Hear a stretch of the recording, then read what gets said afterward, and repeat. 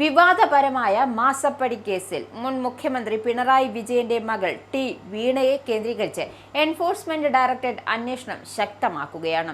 കുറ്റപത്രം കോടതിയിൽ സമർപ്പിക്കുന്നതിന് മുന്നോടിയായി വീണയുടെ സാമ്പത്തിക ഇടപാടുകളും ബിനാമി ശൃംഖലകളും തേടിക്കൊണ്ട് കോഴിക്കോട്ടെ വിവിധ സ്ഥാപനങ്ങളിലും വ്യക്തികളുടെ വസതികളിലും ഇ.ഡി. വ്യാപകമായ പരിശോധന നടത്തി. കരിമണൽ കമ്പനിയായ CMRൽ നിന്നും സേവനങ്ങളൊന്നും നൽകാതെ 2.78 കോടി രൂപ കൈപ്പറ്റിയ കേസിലെ 6ാം പ്രതിയായ ടി വീണയുടെ പാർട്ട്ണർഷിപ്പിൽ പ്രവർത്തിക്കുന്ന ലേക്കർ ഇന്ത്യ കോർപ്പ് എന്ന സ്ഥാപനത്തിലേക്ക് അന്വേഷണം വ്യാപിപ്പിച്ചതാണ് പുതിയ സംഭവവികാസം.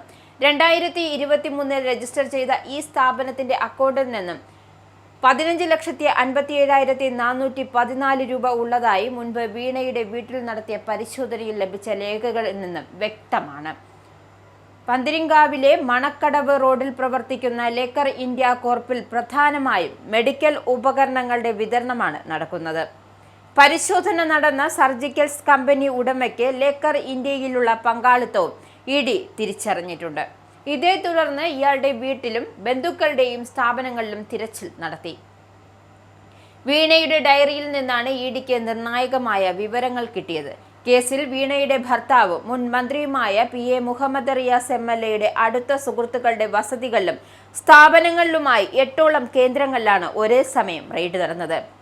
CPM ജില്ലാ സെക്രട്ടേറിയറ്റ് അംഗം P. നിഖിൽ, റിയാസിന്റെ സഹപാഠിയും KCA ഡെന്റൽ ഉടമയുമായ doctor Shaijal, DDPC coordinator M. Nandulal തുടങ്ങിയവരുടെ ഇടപാടുകൾ അന്വേഷണ സംഘം വിശദമായി പരിശോധിച്ചു വരികയാണ്.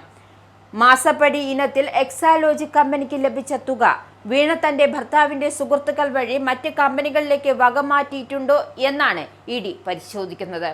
മുൻ മുഖ്യമന്ത്രിയുടെ മകളുടെ ഡയറിയിൽ നിന്നും ലഭിച്ച നിർണായകമായ വിവരങ്ങളുടെ അടിസ്ഥാനത്തിലായിരുന്നു കോഴിക്കോട് കേന്ദ്രീകരിച്ച് പ്രവർത്തിക്കുന്ന പ്രമുഖ പരസ്യ ഏജൻസി ഉടമകളുടെ വസതികളിലും തിരച്ചിൽ നടത്തുന്നത്. വിവിധ സ്ഥലങ്ങളിൽ നിന്നും പിടിച്ചെടുത്ത ബാങ്ക് രേഖകളും സാമ്പത്തിക വിനിമയ തെളിവുകളും പരിശോധിച്ച ശേഷം സ്വത്തുക്കൾ കണ്ടുകെട്ടുന്നതിനായുള്ള നടപടികളിലേക്ക് ഇ.ഡി. കടക്കും എന്നതാണ് നിലവിലെ വിവരം.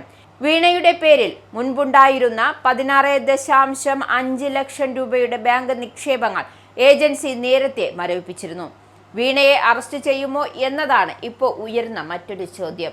നേരത്തെ മുൻ മുഖ്യമന്ത്രി പിണറായി വിജയന്റെ തിരുവനന്തപുരം ബേക്കറി ജംഗ്ഷനിലെ വസതിയിൽ പരിശോധന നടന്നപ്പോൾ അന്വേഷണ ഉദ്യോഗസ്ഥർക്ക് നേരെ ആക്രമണ ശ്രമമുണ്ടായത് വലിയ രാഷ്ട്രീയ വിവാദങ്ങൾക്ക് വഴിവെച്ചിരുന്നു. ഇതിന് പിന്നാലെ വീണയെ 2 തവണ ഇ.ഡി. കൊച്ചി ഓഫീസിൽ വിളിച്ചു വരുത്തി ചോദ്യം ചെയ്യുകയും ചെയ്തിരുന്നു. സംസ്ഥാനത്തെ മെയ് മാസത്തിൽ ഭരണം മാറുകയും വി. ഡി. സതീശൻ മുഖ്യമന്ത്രിയായി അധികാരമേൽക്കുകയും ചെയ്ത ശേഷമുള്ള രാഷ്ട്രീയ പശ്ചാത്തലത്തിൽ പ്രതിപക്ഷ നേതാവ് പിണറായി വിജയന്റെ കുടുംബത്തിനെതിരെയുള്ള അന്വേഷണം CPMന് വലിയ തിരിച്ചടിയായിരിക്കുകയാണ്. CMRL MD ശശിധരൻ കർത്തയുടെ കുടുംബാംഗങ്ങളെ ചോദ്യം ചെയ്തതിലും SFIOയുടെ നൽകിയ 134 അനുബന്ധ രേഖകളിലും വീണയിലേക്ക് എത്തുന്ന സാമ്പത്തിക തെളിവുകൾ ഉണ്ട് എന്നാണ് ഇ.ഡിയുടെ നിഗമനം. അനധികൃത പണം വെളുപ്പിക്കൽ നിരോധന നിയമപ്രകാരം ശക്തമായ കുറ്റപത്രം സമർപ്പിക്കാനാണ് അന്വേഷണ സംഘത്തിന്റെ നീക്കം. അതേസമയം ഇ.ഡി. നടപടികൾ പൂർണ്ണമായും രാഷ്ട്രീയ പ്രേരിതമാണ് എന്നാണ് CPM കോഴിക്കോട് ജില്ലാ നേതൃത്വത്തിന്റെ ആരോപണം. BJPയും കോൺഗ്രസും ചേർന്നാണ് കേന്ദ്ര ഏജൻസികളെ ദുരുപയോഗം ചെയ്യുന്നതെന്നും പാർട്ടി നേതാക്കളും പ്രവർത്തകരും പൂർണ്ണ രാഷ്ട്രീയ പിന്തുണ നൽകിയ കേസിനെ നിയമപരമായും രാഷ്ട്രീയമായും നേരിടുമെന്നാണ് ജില്ലാ സെക്രട്ടറി വ്യക്തമാക്കുന്നത്. എന്തായാലും മാസപ്പടി കേസിൽ കാര്യങ്ങൾ ഇനി എന്തൊക്കെയാകുമെന്ന് നമുക്ക് കാത്തിരുന്നു തന്നെ അറിയാം.